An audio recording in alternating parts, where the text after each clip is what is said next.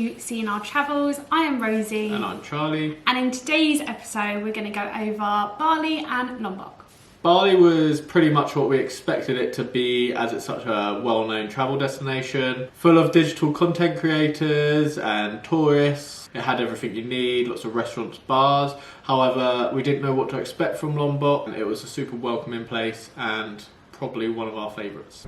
Arriving in Bali, we were surprised to find the visa process was a little unorganised. The queue was massive and not a lot of communication was going on. We assumed as it's such a popular destination that we would speed through, but it was actually significantly slower than any other location we'd been to. So just bear this in mind if you're in a hurry. When you finally get to the counter to pay for your visa, it comes to about 500,000 Indonesian rupiah. Is it rupiah? So once you've paid for your visa, you'll be then moved on to another queue where your visa will be stamped, or at least your passport will be stamped. And then you join another queue where you have to do a declaration form. This is where you will be quite confused if no instructions are given. Basically, you either fill in the form handwritten or you do it on a computer screen. But we say, just to save the hassle, just do it online. It's just so much easier that way. Because we'd already stayed 3 weeks in Bali and we wanted to spend a few weeks in Lombok, we decided to extend our visas. You have two options. So one is all down to you. So you go to immigration 3 times to get your photo done, to get your fingerprints done, to fill in the paperwork. And this comes to the straight fee of 500,000, or if you're like us and just don't have the time to do that and it's more expensive to keep going there and back. Yeah, I think that's because we didn't have a scooter or a moped as Yeah. well. So if you had like a scooter, you can just jump on and drive there and back to immigration. Yeah, and at the time we were in Canggu and the only closest one is in Kuta, so it just means... It's quite a drive and you'd have to pay lots for grabs, so you might as well do what we did instead, which was...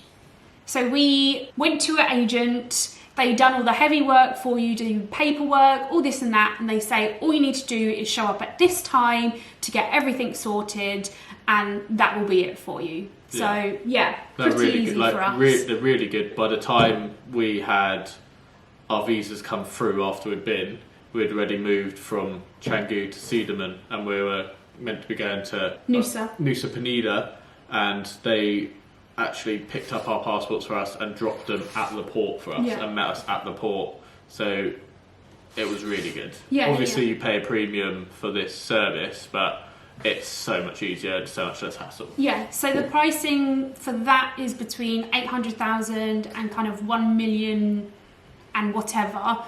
And again, it depends on how quickly you want it. I think we paid for express in the end. Yeah, we did, but it was because they obviously don't work weekends, and I think ours was running out in about 7 days, and obviously there was only 5 days that were working days, so we had to go for the express. But there wasn't too much of a difference. It was only, well, I say too much, it's still a couple of hundred more, but just for convenience for us. So going through the agency and obviously only going to immigration once, it came to £136 for the two of us to get it extended. And our new visas, That's the price of the visa and the agent. Yeah. All in one. Yes. Not just the agent, because that'd be ridiculous. Before arriving in Indonesia, Rosie done some research as per, and apparently Telkomsel, I don't know how you say it, was like the best provider of SIM cards and internet. We arrived late at the airport, our flight was delayed, and we were getting picked up straight from the airport by our host in Ubud. So we just brought our SIM cards at the airport. They done, I think it was like 30 days, unlimited, and we paid for that there and then. And it wasn't that cheap. Bali was quite expensive for SIM cards. It was, I guess, because it's so tourist heavy and digital nomads and that, I don't know, I guess they can hike the prices up, but we paid £54.96. That's expensive when you think of the other places in Southeast Asia we've been, where Laos we paid about £8. Because it was so expensive, we also decided that we wouldn't extend our SIM cards going into Lombok. Obviously, some people might think that that's a bad choice, but there's Wi-Fi mainly everywhere, and that's all you really need. And Lombok doesn't have the same Gojek and Grab like it does in Bali. So that's the main reason we use it. But because Lombok doesn't have that, it's just the Bluebird taxis. We could just order a taxi somewhere where we're at Wi-Fi and then go from there. In places like Ubud and Canggu, the most expensive outlay you'll have will be food and drink. But rest assured that this will be the best things that you'll be paying for because it's amazing. That's totally worth it. So Really you'll be paying between like £10 to £15 for the two of you. Oh, I'm sure you can get cheaper. But obviously, yeah, definitely you can get them definitely cheaper. get cheaper other places, but we just... But for, you know, nice places, if you want to treat yourself in Bali, you will be paying between £10 and £15. In the West, you would pay double the amount you're paying in Bali for the same quality of food. It's all super nutritious, super healthy, super like ready for influencers, I guess, because that's Bali. So you know you're going to get really nice meals, and when you think of it compared to Western prices, it's still a steal. Get some movie bowl, they're great. Another thing to note in cafe or restaurants is that they do add in a service charge, which is between 10% and 15% depending on where you are, which again adds on to the pricing of your food, but nevertheless, still great price for what you're getting. As for Lombok, it's quite different. It's not as built up as Bali, so there isn't quite a Western influence on the area yet, so food can be cheaper. Especially you'll be eating at local Warongs, how do you Warongs. say? Warongs. When going to Bali, the main places people will be going to is Uluwatu, Canggu, Ubud, Kuta. Although these places are great and lovely, we would suggest going to the east side, so spending some time in Cedarman, just because it is just a gorgeous village that you can just really get the idea of what Bali used to be like before all the tourism happened. Yeah, even if it's just a day trip. Yeah. Go out, just see a bit more than the usual. Yeah, like we went on a day trip to the north, and obviously it didn't work out as well as we hoped because we did end up going to really touristy places, but it is still a very lovely area to go to. When researching Bali and Lombok, a lot of people will say that Lombok was what Bali had been 20 years ago. But in terms of where we really enjoyed in Lombok was Tetu Batu, which is in the middle of the island. It's just a stunning area. The people were lovely. There was so much to do, and it just felt really homey. Yeah, it was very welcoming. Yeah. But what you've got to remember as well is the differences in the islands. Obviously Bali being Hindu majority and Lombok being Muslim majority, so you have that difference where you don't have a big like party drinking culture in Lombok that you get in Bali. Yeah. Don't get me wrong, you can find beers and stuff, but it's not going to be like Bali is. Bali has a massive draw for surfers, so obviously Uluwatu, Canggu was big, that's where we done our first lesson. Lots of places around Bali are massive for surfing, but Lombok is also really good for surfing. Kuta is really good. That's where we spent a week and I enjoyed a lot of my time. If I didn't have Rosie there and she didn't control the money, I would have surfed 7 days a week doing that. It's a really great town. It's almost like a mini Canggu. In Ubud and Canggu, the best mode of transport is either grab bike or Gojek bike. Both of them are relatively similar in price and just will be an easy and convenient way to get around. Although Canggu is just chock-a-block. The traffic is awful there. Yeah. So even on a bike, you'll be sat in traffic. So just. But be prepared. Ubud was worse. No, I think Canggu was worse. When you got to like the weekends when we were there, it was bad. Ubud was bad in like the main town, whereas just everywhere in Canggu was just bad to get around. Grab cars are obviously an option, but if you're prepared to sit in loads of traffic. Also, with Grab cars, that is how we did our trip to the north. We hired a Grab car on the app for, I think it was like 10 hours or something. Yeah. Split it between 4 of us. It just makes your life a lot easier if you want to go to multiple places. Lombok is a lot harder to get around. When you arrive, was it Lombok? When you arrive, there's like just taxis right at the port.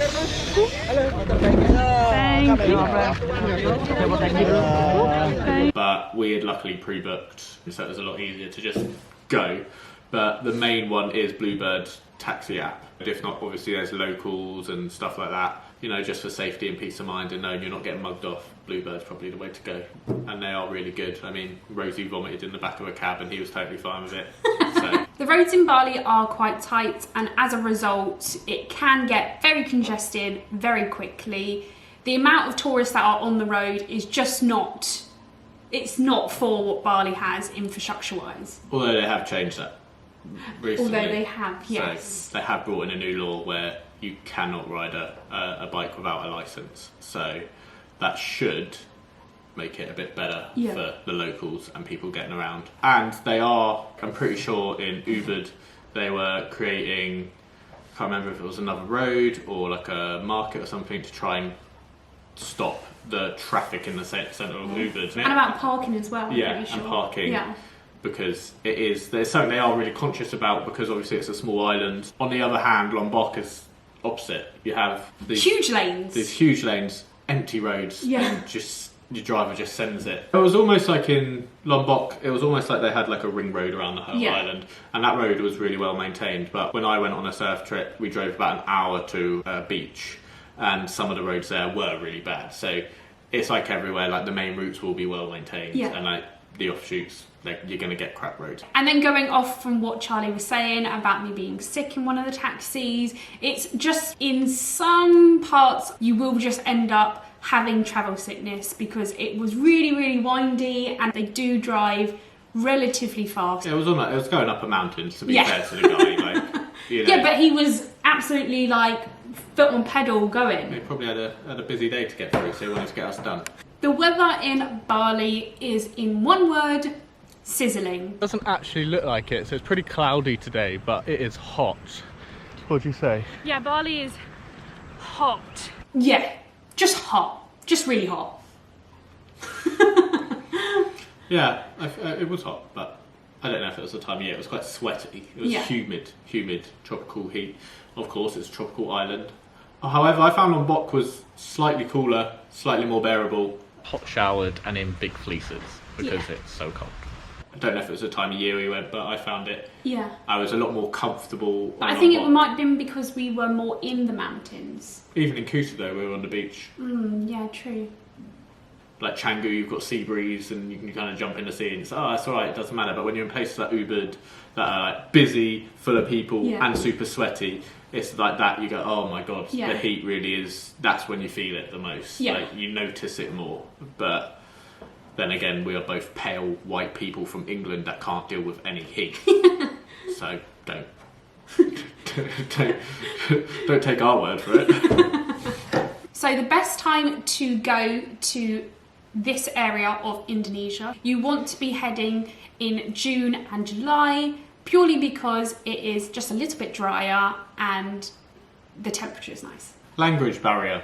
There isn't one in Bali. It is so set up for tourists that everyone speaks English or German or something. Yeah. Like, do you know what I mean? But it's set up for tourists. You'll be fine. It's all westernised. You're going to have no problems. All the shops, hello, how are you doing?